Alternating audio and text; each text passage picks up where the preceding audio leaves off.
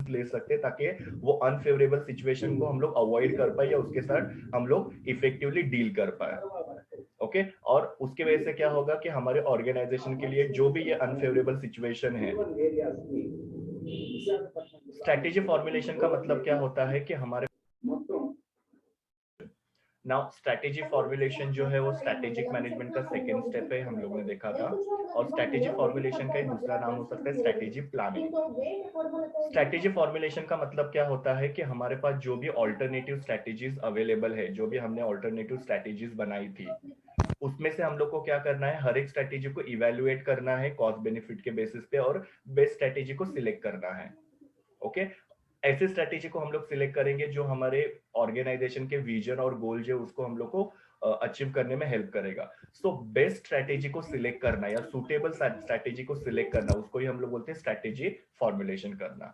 और इसको ही अगर हम लोग सिंपल वर्ड्स में देखा जाए तो स्ट्रैटेजी फॉर्मुलेशन एक प्रोसेस होता है जहां पे हम हमारे ऑर्गेनाइजेशन की स्ट्रैटेजी को डेवलप करते हैं। और ये स्ट्रैटेजी जो हम लोग को हमारे जो भी गोल्स है, जैसे कि प्रॉफिट अर्निंग हो सकता है या फिर एक्सपांशन ऑफ बिजनेस हो सकता है, ये सारे जो गोल्स होते हैं वो अचीव करने में हेल्प करता है।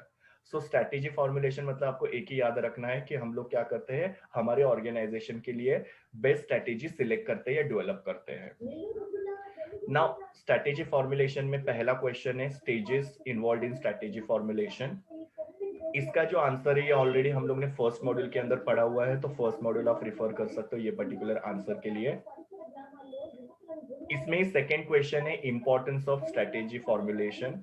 मतलब एक अच्छी स्ट्रैटेजी अगर हम लोग प्लान करते हैं, एक स्ट्रैटेजी अगर हम लोग प्रॉपर डेवलप करते हैं तो उसका क्या ऑर्गेनाइजेशन को बेनिफिट हो सकता है। तो पहला है फैसिलिटेट्स कम्युनिकेशन। ओके सी स्ट्रैटेजी फॉर्मुलेशन के बाद में हम लोग का क्या करना होता है, स्ट्रैटेजी को इंप्लीमेंट करना होता है। और स्ट्रैटेजी को सही तरीके से इंप्लीमेंट करने के लिए कम्युनिकेशन की बहुत जरूरी होती है। कम्युनिकेशन किसके साथ, तो जो भी ये स्ट्रैटेजी के अंदर इन्वॉल्व होने वाले मेंबर्स है या एम्प्लॉइज है, उनको हमको क्या करना है, हमारा स्ट्रैटेजिक प्लान जो है वो समझाना है कि हम लोग क्या करने वाले हैं, हमारे क्या विजन है, या ये स्ट्रैटेजी के पीछे हमारे ऑर्गेनाइजेशन का क्या पर्पस है या क्या ऑब्जेक्टिव है जिसको हम लोग अचीव करना चाहते हैं। जब उनको एक क्लियर कम्युनिकेशन हम लोग करेंगे तो वो लोग हम लोग को हेल्प करेंगे स्ट्रैटेजी इंप्लीमेंट करने के लिए। बिकॉज अल्टीमेटली स्ट्रैटेजी इंप्लीमेंट करने वाले कौन होते हैं, जो भी मेंबर्स है, जो भी एम्प्लॉय उसके अंदर इन्वॉल्व है वो। तो उनको प्रॉपर कम्युनिकेशन करने की वजह से उनके मन में स्ट्रैटेजी की एक क्लियर पिक्चर जो होती है वो क्रिएट होती है, और फिर वो स्ट्रैटेजी इंप्लीमेंटेशन में हम लोग को हेल्प करते हैं या सक्सेसफुली वो स्ट्रैटेजी इंप्लीमेंटेशन में जो है वो असिस्ट करते हैं। तो कम्युनिकेशन में हेल्प होता है जब हमारा स्ट्रैटेजी प्लान रेडी रहता है या हम लोग प्रॉपरली स्ट्रैटेजी को डेवलप करते हैं। तो दूसरा है फैसिलिटेट्स फाइनेंशियल मैनेजमेंट। नाउ किसी भी स्ट्रैटेजी को अगर हम लोग को इंप्लीमेंट करना है तो उसके लिए फाइनेंस की जरूरत पड़ती है। ओके सो स्ट्रैटेजी अगर हमारी रेडी रहेगी, प्रॉपर हमने डेवलप की रहेगी, तो उसकी वजह से हमको पता चलेगा कि कहाँ कहाँ से हम लोग फंड्स रेज कर सकते हैं स्ट्रैटेजी के लिए, और कहाँ कहाँ पे हम लोग फंड्स को इन्वेस्ट कर सकते हैं, जैसे कि शेयर इशू कर सकते हैं, डिबेंचर, बैंक लोन, ये सब चीजों को हम लोग प्रॉपर प्लान कर सकते हैं। और जो भी फंड्स हम लोग जमा करेंगे वो फंड्स को हम लोग क्या कर सकते हैं, प्रोडक्टिव तरीके से यूटिलाइज कर सकते हैं। मतलब किसी भी तरीके से फंड्स का यहाँ पे वेस्टेज नहीं होगा। ओके तो इस हिसाब से क्या है कि वो स्ट्रैटेजी को हम लोग जब इंप्लीमेंट करेंगे तो हम लोग को मैक्सिमम रिटर्न वो स्ट्रैटेजी से मिल पाएगा। तो स्ट्रैटेजी फॉर्मुलेशन ने हम लोग को बताया कि कहाँ कहाँ से हम लोग फंड रेज कर सकते हैं और कहाँ कहाँ पे उसको हम लोग इन्वेस्ट कर सकते हैं, ताकि स्ट्रैटेजी से हमको मैक्सिमम प्रॉफिट या मैक्सिमम रिटर्न मिल पाए। अगर हमारा स्ट्रैटेजिक प्लान रेडी नहीं रहेगा तो फिर क्या होगा कि हम लोग रॉन्ग जगह से फाइनेंस को रेज करेंगे, कितना फाइनेंस चाहिए वो हमको पता नहीं चलेगा, हम लोग कम या ज्यादा फाइनेंस रेज करेंगे, उससे क्या हो सकता है, हमारा पूरा जो ऑर्गेनाइजेशन का परफॉर्मेंस है वो अफेक्ट हो सकता है। नेक्स्ट है facilitate decision making. Now strategy formulation करने से पहले हम लोग स्ट्रैटेजिक इंटेंट करते हैं, जिसके अंदर हम लोग हमारे ऑर्गेनाइजेशन के विजन डिसाइड करते हैं, देन हम लोग हमारे गोल्स वगैरह डिसाइड करते हैं। उसके बाद में हम लोग बिजनेस एनवायरनमेंट को एनालिसिस करके हम लोग हमारे स्ट्रेंथ, वीकनेस, अपॉर्चुनिटी, थ्रेट, ये सबको आइडेंटिफाई करते हैं। और ये सब चीजें करने के बाद में हम लोग हमारी स्ट्रैटेजी फॉर्मुलेट करते हैं। तो हमको पता चलता है कि एक हम लोग को ग्राउंड मिलता है, एक हम लोग को प्रॉपर बेस मिलता है डिसीजन मेकिंग के लिए, और हम लोग प्रॉपर राइट डायरेक्शन में डिसीजन ले पाते हैं। सो कौन से समय पे कौन सा डिसीजन लेना चाहिए, क्या करना चाहिए, क्या नहीं करना चाहिए, ताकि हम लोग सक्सेसफुली वो स्ट्रैटेजी को इम्प्लीमेंट करें, वो हम लोग को पता चले। बिकॉज यहाँ पे हमारे विजन क्लियर है, ऑब्जेक्टिव्स पता है, हमने हमारे स्ट्रेंथ, वीकनेस, अपॉर्चुनिटी, थ्रेड सबको आइडेंटिफाई किया, तो अभी हम लोग को डिसीजन मेकिंग एकदम इजी हो जाएगा। ओके जब ये सब चीजों के बारे में कंफ्यूजन रहता है कि विजन क्या है, गोल क्या है, स्ट्रेंथ, वीकनेस, तो क्या होता है डिसीजन मेकिंग में कंफ्यूजन होता है। But now everything is clear, so you can further make your decision making towards the implementation of the strategy. Next is allow organisation to be proactive.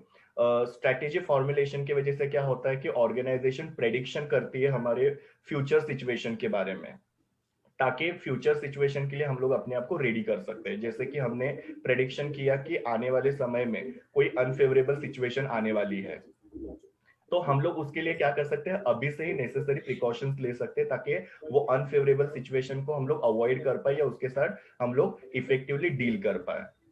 Okay और उसके वजह से क्या होगा कि हमारे ऑर्गेनाइजेशन के लिए जो भी ये अनफेवरेबल सिचुएशन है या जो भी थ्रेट्स है, उसके वजह से जो भी चैलेंजेस या रिस्क क्रिएट होने वाले हैं, उसको हम लोग मिनिमाइज कर सकते हैं टाइमली एक्शन लेके।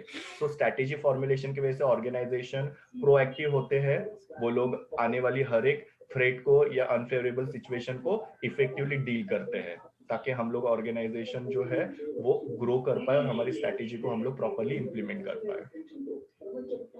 Helps to increase market share and profitability. आपकी स्ट्रैटेजी फॉर्मुलेशन की वजह से आपको पता चलता है कि मार्केट का ट्रेंड क्या चल रहा है, मींस मार्केट में क्या चीजें जो है वो ट्रेंडिंग में है। कंज्यूमर सेगमेंट पता चलता है कि हमारे कस्टमर्स के कौन से सेगमेंट है, जैसे age wise, income wise, okay, then education wise, preference wise. तो हम लोग को कंज्यूमर का सेगमेंट का मतलब क्या होता है, डिवीजन पता चलता है, कौन से टाइप के कंज्यूमर्स है, देन कौन से प्रोडक्ट्स और सर्विसेज ऑफर किए जा रहे हैं, ये सब चीजें हम लोग को यहाँ पे पता चलती है। और इसकी वजह से बिजनेस क्या कर सकता है, अपनी स्ट्रैटेजी जो है बना सकता है और मार्केट को सर्व कर सकता है।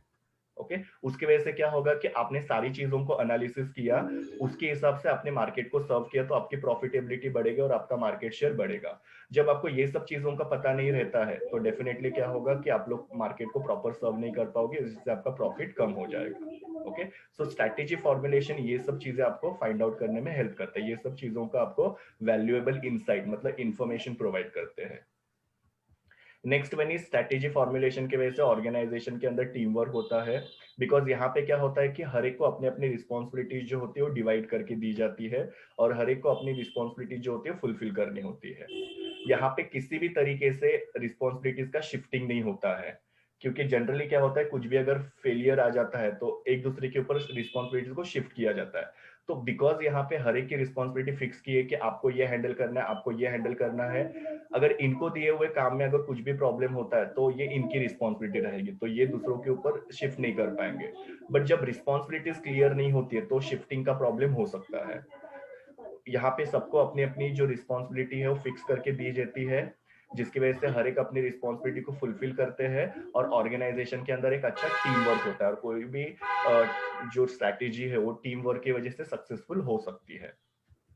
Increase operational efficiency. Operational efficiency मतलब क्या, रोज का जो कामकाज है वो एकदम एफिशिएंट तरीके से होता है ना। किस तरीके से यहाँ पे, तो जैसे कि यहाँ पे क्लियर प्लान है, क्लियर डायरेक्शन है, मतलब हमने प्लानिंग भी बराबर किया है क्या करना है वगैरह, और हमने हमारे एम्प्लॉयज को डायरेक्शंस भी दिए हुए कि इस तरीके से काम करना है। इसके वजह से क्या होता है, जो भी आपके रिसोर्सेस है, फिजिकल, फाइनेंशियल, ह्यूमन रिसोर्सेस, उसको आप प्रॉपरली चैनलाइज कर पाते हो। चैनलाइज मतलब यूटिलाइज करते हो, रिसोर्सेज को आप मॉनिटरिंग करते हो कि वो रिसोर्सेज इफेक्टिवली तो यूज हो रहे हैं ना, कहीं पे वेस्टेज तो नहीं हो रहा है ना। तो क्लियर प्लान और डायरेक्शन की वजह से आपके रिसोर्सेज का इफेक्टिव यूज हो रहा है, उसका कहीं पे भी वेस्टेज हो नहीं रहा है। प्लस यहाँ पे आपके क्लियर गोल है, जिसके वजह से क्या होता है कि आप लोग आपके ऑर्गेनाइजेशन का कितना प्रोग्रेस हुआ है, ग्रोथ हुआ है, वो डिटरमाइन कर सकते हो। तो ये दो चीजों की वजह से क्या होता है, ऑर्गेनाइजेशन की एफिशिएंसी बढ़ रही है, क्योंकि यहाँ पे रिसोर्सेज का वेस्टेज कम हो रहा है, प्लस आपको आपके ऑर्गेनाइजेशन का कितना प्रोग्रेस है, ग्रोथ है, वो पता चल रहा है। ओके सो इस तरीके से यहाँ पे ऑपरेशनल एफिशिएंसी होती है। और लास्ट वाला है adapting to the changes. Strategy formulation की वजह से क्या होता है कि जो भी बिजनेस एनवायरनमेंट में चेंजेस आते हैं, ओके वो चेंजेस को हम लोग क्या करते हैं, अडेप्ट करते हैं, बिकॉज ये जो बिजनेस एनवायरनमेंट होता है वो हमेशा चेंज होते ही रहेगा, उसके ऊपर हमारा कोई कंट्रोल नहीं होता है, स्पेशली जो एक्सटर्नल फैक्टर्स होते हैं वो सब। ओके तो हमको यहाँ पे हमने क्या किया था, प्रेडिक्शन किया था और हमने फाइंड आउट किया था कि ये फैक्टर्स वगैरह चेंजेस आएंगे करके, और उसके वजह से क्या होता है कि हम लोग वो चेंजेस के लिए रेडी हो सकते हैं। ओके कि ये चेंज आने वाला है, उसके लिए हम लोग को ये करना पड़ेगा। तो हम लोग को यहाँ पे किसी भी तरीके से शॉक नहीं बैठने वाला है। शॉक मतलब कि सडनली अगर कुछ हो गया, उसमें से रिस्क आ गया, तो ऑर्गेनाइजेशन के लिए वो एक शॉक हो सकता है। सो स्ट्रैटेजी फॉर्मुलेशन की वजह से आपको एडवांस में पता चलता है कि कौन से चेंजेस आने वाले हैं, और वो चेंजेस को आप एक्सेप्ट करते हो। ओके और जिसकी वजह से आगे क्या होता है कि आप लोगों की स्ट्रैटेजी इंप्लीमेंटेशन जो है वो थोड़ा सा इजी हो जाता है। तो ये सारे थे importance of strategy formulation. Now, second question is formulation of alternative strategies. Alternative strategies मतलब जैसे merger, acquisition, take over, joint venture, diversification, turn around, divestment, liquidation, ये अलग अलग टाइप के स्ट्रैटेजीज है। इसमें से कोई भी स्ट्रैटेजी जो है कंपनीज अडॉप्ट कर सकती है। और ये स्ट्रैटेजीज के बारे में हम लोग ने मॉड्यूल नंबर 1 में डिटेल में पढ़ा है, जहां पे ये स्ट्रैटेजी का मीनिंग क्या है, एग्जाम्पल्स क्या है, उसके रीजंस मैंने आप लोगों को एक्सप्लेन किए थे। एग्जाम के अंदर आप लोगों को कोई भी एक या दो